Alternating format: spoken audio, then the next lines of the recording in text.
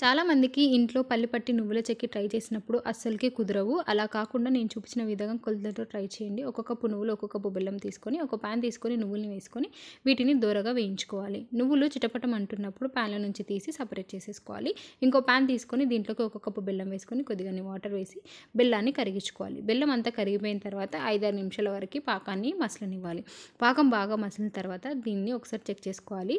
పాకం అనేది మనకు బాగా ఉండకడుతుంది అనుకున్నప్పుడు మనం దీంట్లో స్టవ్ ఆఫ్ చేసుకొని పక్కకు పెట్టుకున్న నువ్వుల్ని కూడా వేసేసుకొని ఒక 2 నుంచి 3 నిమిషాల వరకు పాకము నువ్వులు మిక్స్ అయ్యేలాగా బాగా మిక్స్ చేసుకోవాలి.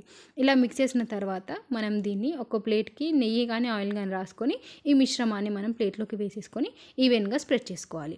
ఇలా ఈవెన్గా స్ప్రెడ్ చేసిన తర్వాత ఒక 15 నిమిషాల తర్వాత ఇది కొంచెం వేడి తగ్గుతుంది. అప్పుడు మీకు నచ్చిన షేప్లోకి కట్ చేసుకొని 7-8 గంటల వరకు వదిలేయాలి. ఆ తర్వాత మనం ఇలా జస్ట్ కదిలిస్తే మనకి ఈజీగా ఊడొచ్చేస్తుంది. మీరు కూడా ఒకసారి ఇలా ట్రై చేయండి. చాలా టేస్టీగా ఉంటాయి.